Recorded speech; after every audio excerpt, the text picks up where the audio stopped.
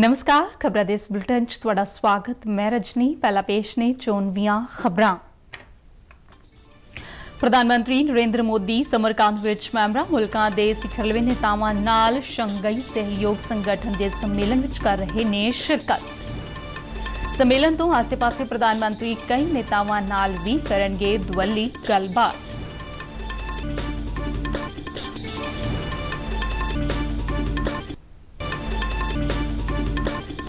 सूचना ते प्रसारण मंत्री अनुराग ठाकुर ने कहा, बाबा साहब दे सुपनियां दा भारत दुनिया नाल कर रहा है कदम ताल।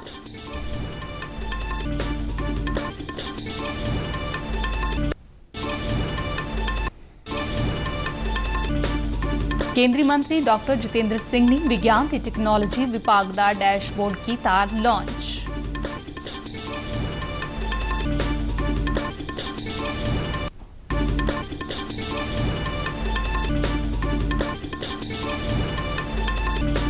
दिल्ली आबकारी मामलिਆਂ ਵਿੱਚ ईडी ने हैदराबाद, बेंगलुरु ਅਤੇ चेन्नई ਵਿੱਚ ਕੀਤੀ ਛਾਪੇਮਾਰੀ।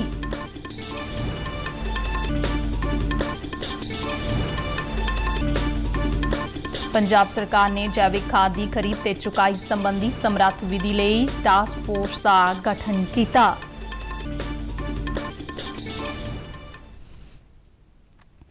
ਹੁਣ ਖਬਰਾਂ ਵਿਸਥਾਰ ਨਾਲ।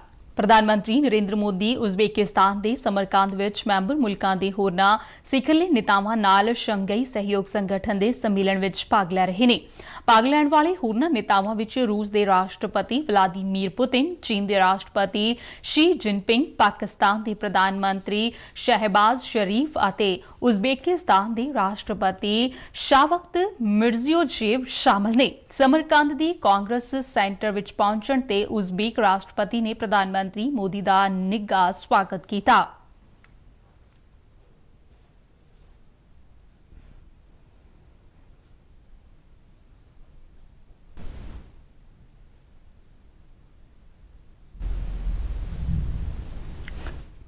यह सम्मेलन दो गेड़ा तहत करवाया जा रहा है। 22वें सम्मेलन विच संगठन के मैंबर मुल्कां दे सिखरले नेतावां वल्लों वपार, सरमाएकारी, सैर सपाटा अते सभ्याचार खेतरां दे वख-वख पहलुआं ते विचार वटांदरा कीता जावेगा अते कई अहम फैसले लए जाण दी संभावना है। इस तों इलावा संगठन वल्लों कीते गए कामां दी प्रगति दा जायजा लैण दे नाल-नाल भविख दी रूपरेखा भी तय कीती जावेगी। प्रधानमंत्री नरेंद्र मोदी सम्मेलन विच भाग लैण तो बाद वख-वख नेतावां नाल दुवल्लियां मीटिंगां भी करनगे। भारत विच रूसी दूतघर वल्लों दित्ती गई जानकारी मुताबिक रूसी राष्ट्रपति व्लादिमीर पुतिन दी प्रधानमंत्री मोदी नाल बैठक करन अते रक्षा सहयोग अते फौजी साजो समान दी सप्लाई नाल संबंधित वख-वख पहलुआं ते गलबात कीती जावेगी। शंघाई सहयोग संगठन के इस सम्मेलन के एजेंडे विच कई खेतरी अते आलमी मुद्दों नूं विचारिया जावेगा, जिस विच संगठन का विस्तार, खिते विच सुरक्षा स्थिति, संपर्क विच मजबूती, व्यापार नूं प्रफुल्लित करन अते सैर सपाटे नूं हलाशेरी देण जहे मुद्दे शामिल ने। इस वेले भारत शंघाई सहयोग संगठन ते खेतरी अतवादी विरोधी ढांचे की प्रधानगी संभाल रहा है अते इस सम्मेलन दौरान भारत मैंबर मुल्कां दरमियान अतवाद के विरोध विच सहयोग नूं वधाउण जहे मुद्दों ते प्रस्ताव पेश कर सकदा है। सूचना ते प्रसारण मंत्री अनुराग सिंह ठाकुर ने कहा कि डॉक्टर बाबा साहब भीमराव अंबेडकर के सुपनियां दा भारत दुनिया दे नाल कदम ताल कर रहा है। नवी दिल्ली विखे अंबेडकर एंड मोदी नां दी पुस्तक नूं रिलीज करन मौके करवाए गए एक समागम नूं संबोधन करदिआं उन्हां कहा कि बाबा साहब ने हमेशा शोषण तो पीड़ितां अते पछड़ियां लई काम कीता। केंद्रीय मंत्री ने कहा कि उन्होंने समाजिक कुरीतियां नूं सिक्ख्या दे जरिए दूर करन दा सुझाव दिता। उन्होंने कहा कि केंद्र सरकार डॉक्टर अंबेडकर दे सिद्धांतां नूं लैके काम कर रही है। अनुराग सिंह ठाकुर ने कहा कि प्रधानमंत्री नरेंद्र मोदी ने बाबा साहब दे विचारां नूं अमली जामा पहनाउण दा काम कीता है। उन्होंने कहा कि जिहड़े काम पिछले 60 सालां विच नहीं होए, प्रधानमंत्री ने वो काम सिर्फ 8 सालां विच कीते ने।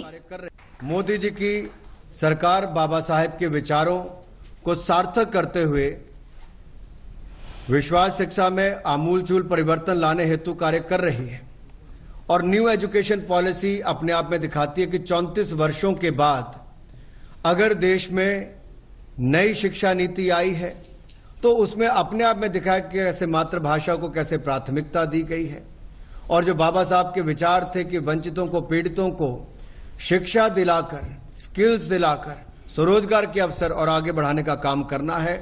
यही बाबा साहेब का जीवन मंत्र बहुजन हिताय बहुजन सुखाय, ये हमेशा प्रधानमंत्री मोदी जी के विकास मॉडल के मूल में रहा है और प्रधानमंत्री मोदी जी की अगुवाई में हमारी सरकार प्राथमिक, उच्च शिक्षा व चिकित्सक शिक्षा को तीव्र गति से बदल रही है। इस मौके साबका राष्ट्रपति रामनाथ कोविंद ने भी संबोधन किया। उन्होंने कहा कि डॉक्टर अंबेडकर ने लोगों की भलाई ਲਈ ਵੱਖ-ਵੱਖ ਖੇਤਰਾਂ ਵਿੱਚ ਮਹੱਤਵਪੂਰਨ ਯੋਗਦਾਨ ਦਿੱਤਾ। ਰਾਮਨਾਥ ਕੋविंद ने कहा कि प्रधानमंत्री ने बाबा साहब ਦੇ ਨਕਸ਼ੇ ਕਦਮਾਂ ਤੇ ਚਲਦਿਆਂ कई पहलकदमियां कीतियां। हम सब जानते हैं कि बाबा साहब का व्यक्तित्व बहुआयामी था। एक शिक्षाविद, अर्थशास्त्री, विधिवेत्ता, राजनीतिज्ञ, पत्रकार, समाजशास्त्री व समाज सुधारक तो थे ही, उन्होंने अनेक अन्य क्षेत्रों में भी अपना मौलिक योगदान दिया। केंद्रीय मंत्री डॉक्टर जितेंद्र सिंह ने केंद्र सरकार के विज्ञान और टैक्नोलॉजी विभाग के डैशबोर्ड ਨੂੰ रस्मी तौर पर जारी किया। इस डैशबोर्ड के जरिए विभाग वालों फंड किए गए प्रोजेक्टां, योजनावां, वजीफियां ते फैलोशिप के प्रभावी अमल की निगरानी और फीडबैक में सहायता मिलेगी। नवी दिल्ली विखे करवाए गए एक समागम दौरान डॉक्टर जितेंद्र सिंह ने कहा कि डैशबोर्ड के जरिए विभाग वालों जारी की गई रकम का हिसाब किताब भी देखा जा सकेगा। उन्होंने दस्सिया कि विभाग ने 5 सूबਿਆਂ ਤੇ केंद्र शासित प्रदेशों ਦੀਆਂ 2768 ਏਜੰਸੀਆਂ ਨੂੰ पिछले 5 ਸਾਲਾਂ ਵਿੱਚ 20,000 ਕਰੋੜ ਰੁਪਏ ਤੋਂ ਵੱਧ ਦੇ ਫੰਡ ਅਲਾਟ ਕੀਤੇ ਨੇ। ਕੇਂਦਰੀ ਮੰਤਰੀ ਨੇ ਦੱਸਿਆ ਕਿ ਇਹ ਡੈਸ਼ਬੋਰਡ ਅਸਲ ਸਮੇਂ ਵਿੱਚ ਵੱਖ-ਵੱਖ ਸੂਬਿਆਂ ਵਿੱਚ ਚੱਲ ਰਹੀਆਂ ਯੋਜਨਾਵਾਂ ਅਤੇ ਪ੍ਰੋਗਰਾਮਾਂ ਦੀ ਜਾਣਕਾਰੀ ਵੀ ਉਪਲਬਧ ਕਰਵਾਏਗਾ। देशव्यापी कोविड टीकाकरण मुहिम तहत देश में हुण तक 216 करोड़ 17 लाख टीके लगाए गए। सेहत मंत्रालय वालों दी गई जानकारी मुताबिक दूजी खुराक तहत 94 करोड़ 62 लाख और एहतियाती खुराक वजों 19 करोड़ 14 लाख टीके लगाए गए ने। बीते 24 घंटिया में 19 लाख 61 हजार तो वध वैक्सीन खुराकां दित्तियां गईयां ने। देश में कोविड-19 तो सेहतयाब होने की दर 98.71% ते बनी हुई है। बीते 24 घंटिया में 5,916 मरीज सेहतयाब हुए और 6,298 नवे केसां दी पुष्टि हुई। दिल्ली आबकारी मामले संबंधी इन्फोर्समेंट डायरैक्टोरेट ने हैदराबाद, बेंगलुरु और चेन्नई विच वख-वख ठिकाणियां ते छापेमारी की। अधिकारित सूत्रां तो मिली जानकारी मुताबिक ईडी ने कई ठिकाणियां तो दस्तावेज बरामद किए ने जो केस नाल संबंधित होने की संभावना है। इस मामले विच ईडी ने पहलां भी कई सूबियां विच छापेमारी करके कई दस्तावेज बरामद किए सन। सीबीआई वालों FIR दर्ज करने तो बाद ईडी ने कार्रवाई का अमल शुरू किया सी। सीबीआई दी FIR विच दिल्ली दे उप मुख्यमंत्री मनीष सिसोदिया सने 15 मुलजमां दे नां शामिल किए गए ने। केंद्रीय समाजिक न्याय ते शक्तिकरण मंत्रालय वालों दिव्यांगां लई योजनावां अते उन्हां दे लाभां बारे मध्य प्रदेश दे इंदौर विच 2 रोज़ा वर्कशॉप करवाई गई। इस वर्कशॉप विच केंद्रीय समाजिक न्याय ते शक्तिकरण मंत्री डॉक्टर वीरेंद्र कुमार, राज मंत्री रामदास अठावले अते पंजाब सने वख-वख सूबियां ते केंद्र शासित प्रदेशों के संबंधित मंत्रियों अते अधिकारियों ने शिरकत की।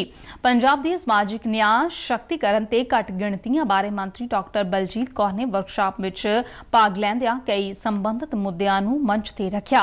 उन्हां केंद्र वालों शुरू किए गए ADIP पोर्टल की शलाघा की और केंद्र सरकार नूं इस पहलकदमी लई वधाई दी। इस प्लेटफॉर्म के जरिए दिव्यांग एक मंच ते सारियां सहूलतां हासिल कर सकणगे। पंजाब सरकार ने जैविक खाद की खरीद ते चुकाई संबंधी सुचारू और समर्थ विधि विकसित करन अते इस ते विचार करन लई एक टास्क फोर्स कायम की है। नव्योणयोग ऊर्जा स्रोत मंत्री अमन अरोड़ा ने चंडीगढ़ तो जारी बयान विच कहा कि विभाग वालों इस संबंधी नोटिस जारी कर दिता गया है। विभाग के वधीक मुख सकत्तर ए वेणु प्रसाद नूं टास्क फोर्स के चेयरमैन नियुक्त किया गया है। मंत्री ने कहा कि सरकार सूबे विच खेतीबाड़ी, बागवानी और फुल्लां दी काश्त विच जैविक खाद की वरतों प्रफुल्लत करेगी। उन्होंने कहा कि इसकी वरतों जमीन की उपजाऊ शक्ति वधाउण दे नाल फसलों की गुणवत्ता विच वाधा करेगी जिस नाल स्थानिक उद्योगां नूं हलाशेरी मिलेगी। BSF की पहली महिला ऊंट सवार टुकड़ी राजस्थान और गुजरात विच भारत-पाक कौमांतरी सरहद ते तैनाती लई तैयार बर तैयार है। BSF बीकानेर दे DIG ਪੁਸ਼ਪੇਂਦਰ ਸਿੰਘ ਰਾਠੌਰ ਨੇ ਦੱਸਿਆ ਹੈ ਕਿ ਮਹਿਲਾ ਜਵਾਨਾਂ ਦੀ ਇਹ ਪਹਿਲੀ ਟੁਕੜੀ 1 ਦਸੰਬਰ ਨੂੰ ਮਨਾਏ ਜਾਣ ਵਾਲੇ BSF ਦੇ ਸਥਾਪਨਾ ਦਿਵਸ ਦੇ ਸਮਾਗਮ ਵਿੱਚ ਭਾਗ ਲਵੇਗੀ। ਵਿਸ਼ਵ ਵਿੱਚ ਆਪਣੀ ਕਿਸਮ ਦੀ ਇਹ ਪਹਿਲੀ ਮਹਿਲਾ ਸਕੁਐਡ ਹੋਵੇਗੀ। DIG ਨੇ ਦੱਸਿਆ ਕਿ ਟੁਕੜੀ ਵਿੱਚ ਸ਼ਾਮਲ ਮਹਿਲਾ ਜਵਾਨਾਂ ਨੂੰ ਬੀਕਾਨੇਰ ਦੇ ਖੇਤਰੀ ਹੈੱਡਕੁਆਰਟਰ ਵਿਖੇ ਕਰੜੀ ਸਿਖਲਾਈ ਤੋਂ ਬਾਅਦ ਤਿਆਰ ਕੀਤਾ ਗਿਆ ਹੈ, ਜਿਨ੍ਹਾਂ ਨੂੰ ਫੋਰਸ ਦੇ ਬਿਹਤਰੀਨ ਉਸਤਾਦਾਂ ਵੱਲੋਂ ਟ੍ਰੇਨਿੰਗ ਦਿੱਤੀ ਗਈ ਹੈ। ਅੰਮ੍ਰਿਤਸਰ ਜ਼ਿਲ੍ਹੇ ਦੇ ਬਲਾਕ ਅਜਨਾਲਾ ਦੇ ਪਿੰਡ ਦਰਿਆ ਮੂਸਾ ਤੇ ਕੋਟ ਰਜ਼ਾਦਾ ਲਈ ਰਾਵੀ ਦਰਿਆ ਤੇ 2 ਪੈਟੂਨ ਪੁਲ ਅਗਲੇ ਵਰੇ 2023 ਤੱਕ ਚਾਲੂ ਕਰ ਦਿੱਤੇ ਜਾਣਗੇ। ਇਨ੍ਹਾਂ ਪੁਲਾਂ ਦੇ ਚਾਲੂ ਹੋਣ ਨਾਲ ਕਿਸਾਨਾਂ ਨੂੰ ਦਰਿਆ ਦੇ ਪਾਰ ਆਪਣੀਆਂ ਜ਼ਮੀਨਾਂ ਤੱਕ ਜਾਣ ਲਈ ਅਤੇ ਖੇਤੀਬਾੜੀ ਮਸ਼ੀਨਰੀ ਲਿਜਾਣ ਲਈ ਕਿਸ਼ਤੀਆਂ ਦੀ ਲੋੜ ਨਹੀਂ ਪਵੇਗੀ। ਪੰਜਾਬ ਸਰਕਾਰ ਵੱਲੋਂ ਇਹ ਪੁਲ 4 ਕਰੋੜ 62 ਲੱਖ ਰੁਪਏ ਦੀ ਲਾਗਤ ਨਾਲ ਤਿਆਰ ਕੀਤੇ ਜਾਣਗੇ, ਜੋ ਭਾਰਤ-ਪਾਕ ਸਰਹੱਦ ਦੇ ਨੇੜੇ ਸਥਿਤ 1 ਦਰਜਨ ਪਿੰਡਾਂ ਦੇ ਵਾਸੀਆਂ ਲਈ ਆਸਾਨ ਪਹੁੰਚ ਨੂੰ ਯਕੀਨੀ ਬਣਾਉਣਗੇ। ਪੰਜਾਬ ਦੇ ਲੋਕ ਨਿਰਮਾਣ ਮੰਤਰੀ ਹਰਭਜਨ ਸਿੰਘ ETO ਨੇ ਚੰਡੀਗੜ੍ਹ ਤੋਂ ਜਾਰੀ ਬਿਆਨ ਵਿੱਚ ਕਿਹਾ ਕਿ ਪੁਲਾਂ ਦੀ ਉਸਾਰੀ ਲਈ ਲੋੜੀਂਦੀ ਰਕਮ ਦੀ ਪ੍ਰਬੰਧਕੀ ਮਨਜ਼ੂਰੀ ਦਿੱਤੀ ਜਾ ਚੁੱਕੀ ਹੈ। ਪੋਟੂਨ ਪੁਲ ਇੱਕ ਤਰ੍ਹਾਂ ਨਾਲ ਪਾਣੀ ਤੇ ਤੈਰਨ ਵਾਲੇ ਪੁਲ ਨੇ, ਜੋ ਵਿਸ਼ੇਸ਼ ਤੌਰ ਤੇ ਪੈਦਲ ਆਵਾਜਾਈ ਅਤੇ ਹਲਕੇ ਵਾਹਨਾਂ ਲਈ ਬਣਾਏ ਜਾਂਦੇ ਨੇ। ਰਾਵੀ ਦਰਿਆ ਤੇ ਬਣਾਏ ਜਾਣ ਵਾਲੇ ਇਨ੍ਹਾਂ ਪੁਲਾਂ ਦੀ ਵਰਤੋਂ 10 ਮੀਟ੍ਰਿਕ ਟਨ ਤੋਂ ਘੱਟ ਭਾਰ ਵਾਲੇ ਵਾਹਨਾਂ ਲਈ ਕੀਤੀ ਜਾ ਸਕੇਗੀ ਅਤੇ ਸਹੂਲਤ ਸਾਲ ਵਿੱਚ 9 ਮਹੀਨਿਆਂ ਲਈ ਉਪਲਬਧ ਹੋਵੇਗੀ। ਮਾਨਸੂਨ ਸੀਜ਼ਨ ਦੌਰਾਨ ਇਨ੍ਹਾਂ ਪੁਲਾਂ ਨੂੰ ਹਟਾ ਕੇ ਸੁਰੱਖਿਅਤ ਰੱਖਿਆ ਜਾਵੇਗਾ। ਇਸ ਦੇ ਨਾਲ ਹੀ ਖਬਰਾਂ ਦਾ ਬੁਲੇਟਿਨ ਖਤਮ ਹੋਇਆ। ਦਿਓ ਆਗਿਆ। ਨਮਸਕਾਰ।